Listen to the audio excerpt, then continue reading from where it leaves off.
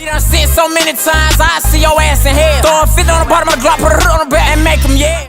As we're following tonight, we're learning the name of the man who died in a triple shooting on the west side. We're told Julian House died in the Tuesday night shooting at a shopping complex off of Jamies Road. JSO says this was a gang-related shooting. House is a known gang member. Right now at 5, surveillance video giving us a look at the aftermath of a triple shooting on the west side, a shooting that left one man dead. I've been here 6.5 years. Something like that just does not happen in our little business bubble. And that leasing manager says these bullet holes are from Tuesday's shooting. Rico can't move, Rico can't talk. Hey yo squad, what's the drill? Back with another video, man. Last week, some tragic news coming up out of West Jacksonville left the rap scene in the South shook after a hit in broad daylight claimed the life of an up-and-coming affiliate of the one and only Julio Fulio. I'm talking about 21-year-old Julian House, better known as Rico Osama. The most messed up part about the incident was that the hit was caught by a nearby business's security camera, which shows another one of the victims of the attack crawling across the street to get help at a nearby smoke shop with a hella big bullet wound in his side. It's nasty stuff, fam. But at least the feds will be able to use that to track down whoever murked Rico, who many of his fans say was on the verge of getting picked up by the mainstream. Even though the Alphabet Boys are just getting started investigating the incident, word on the street is that the demise of Rico was once again the result of almost a decade-long rivalry between 6 Block and 1200 Block, two big gangs in Jacksonville that have been going at it since the infamous Kodak Black concert in 2015. If you know, you know, and if you don't, I'll lay it out and break it down for you, like always. The whole thing is kind of ironic in a real messed up way because even though the gunman took every necessary measure to make sure he wasn't recognized or caught on camera, Rico's ops immediately got active on the gram and threw shade at his name as soon as they found out the news, which seems hella suspicious if you ask me. Guys, sorry to get my Christmas card out to you, but I just want to say thank you for all your support the entire year. Great win today, fellas. Took care of business. That's what we needed. Enjoy your next 2 days with your loved ones, everyone. But don't get too comfortable because we still got a lot of work to do. As of December 19th, nobody had been arrested yet, and more info on the murking is slowly being spread as the fuzz continue to make progress on the case. But you already know how we do. So without further ado, let's skip the play and get down to business. Rico Osama was born Julian House on August 10th, 2002 in Jacksonville, Florida. Hitting the block from a young age, dude became affiliated with 6 Block during his teenage years, which is also when he began rapping. Before 2015, the gang scene in Jacksonville was relatively chill compared to the other major cities, but that's the year where everything changed to your boy Rico and the rest of 6 Block. In November of that year, there was a Kodak Black concert at a club in Jacksonville, which was attended by several members of the 6 Block and rival gang 1200 Block. Both of these gangs are home to some of the most recognized street dudes and rappers from Jacksonville, including Spinner Benz, Lil Papa, and Greenlight for 1200, and Julio Fulio, K Shorty, and Rico Osama repping 6 Block. At the time, even though they were technically rivals, things was pretty smooth between the two gangs. But something went down that night that switched up the future of the gang scene in the bold new city of the South forever. According to the police report that was later released, several members of the two gangs were allegedly shaking hands with each other.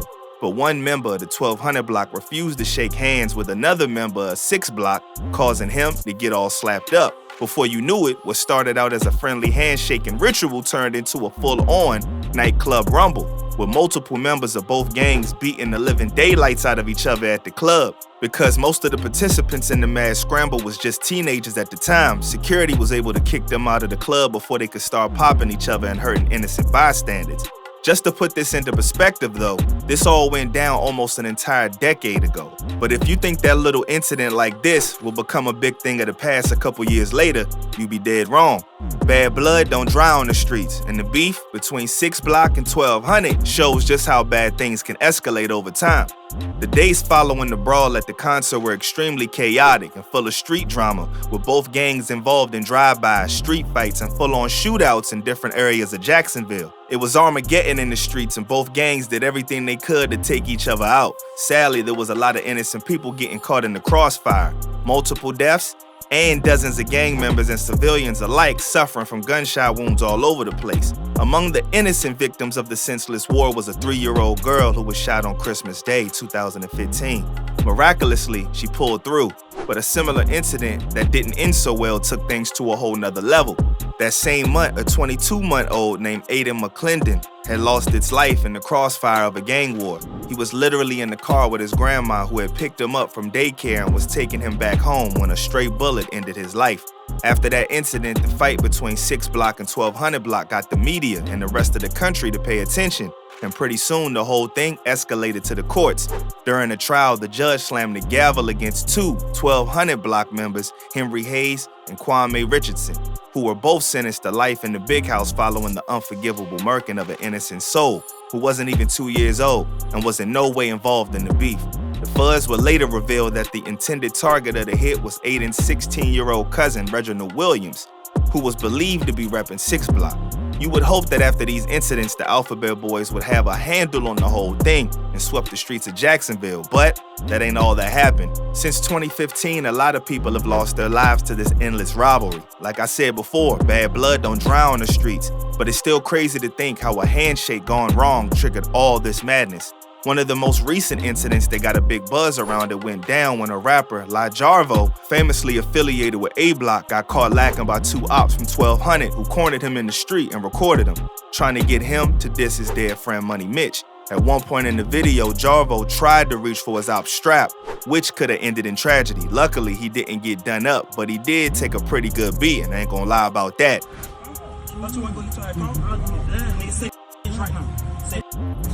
Say it. Jarvo, I'm gonna give you 5 seconds, bro. I'm gonna give you 5 seconds. 5 seconds. Say it, bro. Say it. I ain't letting you go nowhere, Jarvo. I ain't letting you go nowhere. Anyway, I'm laying all of this out because anybody who knows the streets of Jayville knows the beef had something to do with your boy Rico's demise. Let me break it down how it all happened. It was around 3:53 p.m. on Tuesday, December 12th, and an off-duty cop near the 6300 block of San Juan Avenue heard gunshots in the area.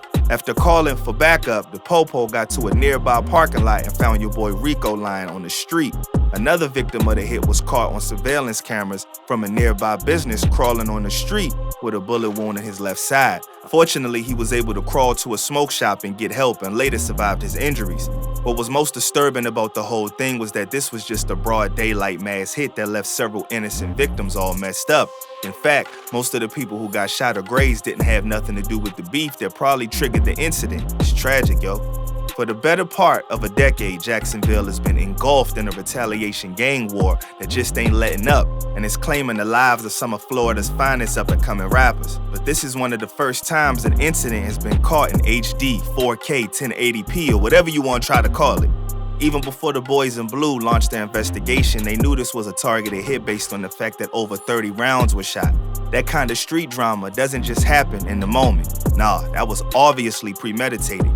I've been here 6.5 years.